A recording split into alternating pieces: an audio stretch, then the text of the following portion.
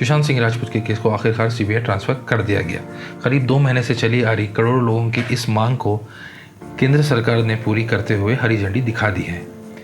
बिहार सरकार की सिफारिश को स्वीकार करते हुए केंद्र सरकार ने इस केस को सीबीआई को सौंप दिया। इन सब के बीच रिया चक्रवर्ती पर गिरफ्तारी की तलवार लटक रही है। रिया, जिसको ईडी ने 7 तारीख को समन किया था, वो इस मामले पर ईडी को अपना बयान दे चुकी है। ईडी ने दावा किया है कि रिया, जिसकी पिछली 2 साल की कमाई मात्र 14 लाख है, वो 2 फ्लैट जिनकी कीमत करोड़ों में बताई जा रही है कैसे खरीद सकती है, जो एक उनके नाम पर और दूसरा उनकी मां के नाम पर रजिस्टर्ड है। सुशांत के पिता ने ये अपने एफआईआर में भी दर्ज किया था कि रिया ने सुशांत के अकाउंट से 15 करोड़ निकाले हैं, पर जांच पड़ताल के बाद पता चलता है कि वो 15 करोड़ से काफ़ी बड़ा अमाउंट है। इन्वेस्टिगेशन में ये भी सामने आता है कि रिया ने ये सारा कुछ प्लान किया था अपनी आर्थिक हालत सुधारने के लिए।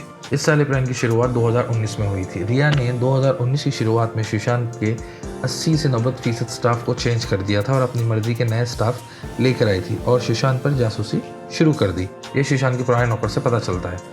रिया और सुशांत अक्टूबर और नवंबर 2019 के बीच जब यूरोप ट्रिप पे गए थे, वहीं से रिया ने सुशांत को गलत दवाई देनी शुरू कर दी। दिसंबर तक सुशांत को शक होने लगा, जिसके बारे में उन्होंने अपनी बहन को बताया। उन्होंने ये भी कहा था कि रिया और उसका परिवार मुझे पागल कर देगा और मुझे पागल खाने भेज देगा।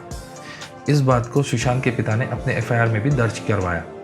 जब ये बात सुशांत ने अपनी बहन को बताई तो उन्होंने सुशांत को चंडीगढ़ बुलवा लिया। रिया की सुशांत पर इतनी ज़रूरत थी कि वो प्लेन से भी ट्रैवल नहीं कर सकते थे। इसके लिए वो अपनी बहन के पास गाड़ी चलाकर गए, जो मुंबई से लगभग 3 दिन का सफ़र था। वो अपनी बहन के घर ज़्यादा नहीं रह पाए क्योंकि फ़ोन रिकॉर्ड के हिसाब से रिया ने सुशांत को 25 से ज़्यादा बार फ़ोन किया था और उनको इमोशनल ब्लैकमेल किया, जिसकी वजह से उनको वापस आना पड़ा। जब वो वापस आए तो उनकी दवाई का डोज बढ़ा दिया गया। ये सब हो रहा था क्योंकि रिया जो सुशांत के पैसे खर्च कर रही थी वो उनको पता चल रहा था, पर क्योंकि वो दवाई के असर में थे इसलिए ज़्यादा कुछ कर नहीं पा रहे थे।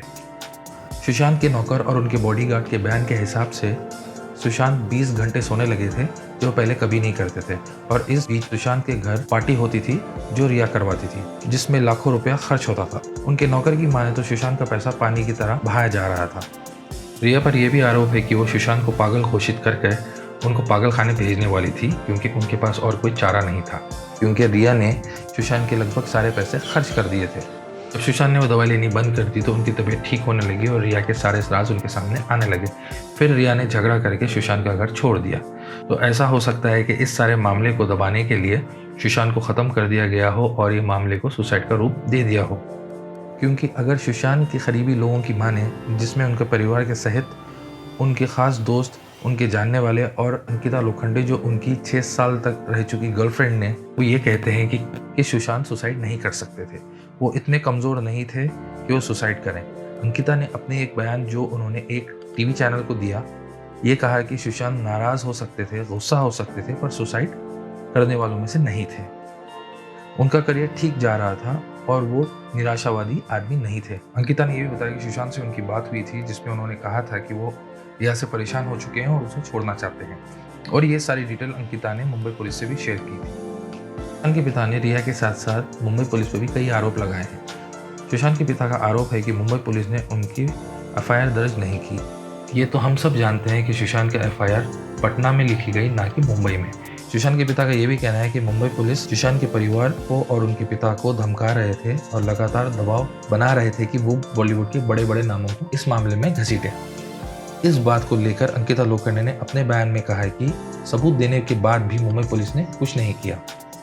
सुशांत के वकील विकास सिंह ने कहा है कि सुशांत के पिता के सिंह ने 45 दिन तक रोज एफआईआर दर्ज करने की कोशिश की, पर मुंबई पुलिस ने नहीं की, तो मजबूर होकर उन्हें पटना में एफआईआर दर्ज करवानी। सिंह ने यह भी कहा है कि मुंबई पुलिस इस केस को कुछ और ही रोक देने की कोशिश कर रही है। मुंबई पुलिस अभी तक काफी सबूतों के साथ छेड़छाड़ कर चुकी है, जैसे कि 13 और 14 जून की सीसीटीवी फुटेज का अभी तक कुछ पता नहीं चला। सीसीटीवी कंपनी की माने तो 13 और 14 जून को सीसीटीवी चालू था, तो आखिर वो फुटेज गया कहाँ? मुंबई पुलिस ने सुशांत के फ्लैटमेट और उनके दोस्त सिद्धार्थ पटानी को मुंबई से बाहर जाने की इजाज़त दी। सुशांत के परिवार सहित अंकिता लोखंडे और अन्य लोगों के सबूत देने पर भी मुंबई पुलिस ने कोई एक्शन नहीं लिया। बिहार के आईपीएस ऑफिसर विनय तिवारी को क्वारंटाइन करवाया गया। सरकार की क्वारंटाइन की गाइडलाइन के हिसाब से सरकारी कर्मचारी सरकारी काम से ट्रैवल करते हैं तो उनको क्वारंटाइन होने की ज़रूरत नहीं है। अगर सरकार की गाइडलाइन के हिसाब से हर व्यक्ति जो मुंबई से बाहर से आता है उसे क्वारंटाइन करवाना ज़रूरी होता है, तो बिहार के 4 अधिकारी जो एफआईआर दर्ज होते ही मुंबई आए थे, उन्हें क्वारंटाइन क्यों नहीं किया गया? दिशा सालियान जो सुशांत की पूर्व मैनेजर है, उनकी आत्महत्या 9 जून को हुई थी, जो सुशांत के निधन से मात्र 5 दिन पहले हुई। उस केस को क्यों अलग-अलग देखा गया? वहीं जब बिहार पुलिस इन दोनों मामलों को जोड़कर इन्वेस्टिगेट करती है, तो कई अहम खुलासे सामने आते हैं। बिहार पुलिस ने सुशांत और रिया के बैंक अकाउंट को भी इन्वेस्टिगेट किया, जिसके बाद रिया के कई राज सामने आए जो मुंबई पुलिस को शुरू में ही करवाना चाहिए था। इससे ये तो साबित होता है कि रिया के पीछे कोई बड़े लोग हैं जो नहीं चाहते कि सच्चाई सामने आए। पर अभी जब ये केस सीबीआई को सौंप दिया गया है, तो हम आशा करते हैं कि ये केस शीशे की तरह साफ हो जाए और सुशांत को इंसाफ मिले। आपकी क्या राय है कमेंट बॉक्स में लिखें, और इस सीरीज़ का पार्ट 1 देखने के लिए आई बटन को क्लिक करें, और अगर वीडियो पसंद आई है तो शेयर करना मत भूलें और हमारे चैनल को सब्सक्राइब करें।